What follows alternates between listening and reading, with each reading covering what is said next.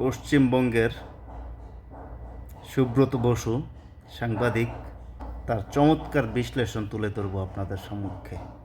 শুধুমাত্র বাংলাদেশের সঙ্গে ভারতের আমদানি রপ্তানি নীতির পট পরিবর্তনের দিকেও তাই নজর রাখছে আন্তর্জাতিক মহল।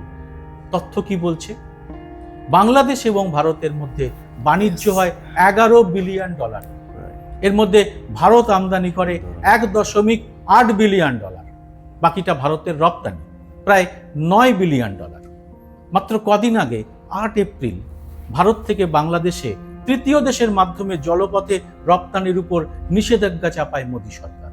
কিন্তু আত্মবিশ্বাসী ইউনূস সরকার স্থলপথে ভারতের যে সমস্ত পণ্যের উপর নিষেধাজ্ঞা চাপিয়ে দেয় তা হতবাক করে দিয়েছে ভারতীয় ব্যবসায়ীদের। বাংলাদেশের পোশাক উৎপাদনের 95% সুতো ভারত থেকে যেত। এর বাইরে electronic goods, craft paper, cigarette paper, মাছ, আলু, দুধ, রেডিও, বাইসাইকেল, মোটরসাইকেলের যন্ত্রাংশ, মার্বেল টাইলস, সিরামিক ইত্যাদি রপ্তানি করত ভারত। সমস্ত বিষয়ের উপর নিষেধাজ্ঞা চাপিয়েছে ইউনূস সরকার। এতে ভারতের ক্ষতি হতে পারে প্রায় 40,000 কোটি টাকা। এত বড় গুরুত্বপূর্ণ বিষয়টি কেন গদি মিডিয়া সামনে আনছে না? এতে মোদির ভাবমূর্তি আরো ধাক্কা খাবে বলে? কিন্তু প্রবাদ বাক্য তো রয়েছে, অন্ধ হলে কি প্রলয় বন্ধ থাকে?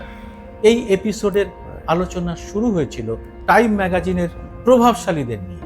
বিভিন্ন সমীক্ষক সংস্থার রিপোর্ট এবং নিজেদের আভ্যন্তরীণ রিপোর্ট নিয়ে টাইম ম্যাগাজিন প্রভাবশালীদের একটি তালিকা তৈরি করে। কিন্তু তার প্রেক্ষাপট তো দেশের লোকের সামনে থেকেই যায়।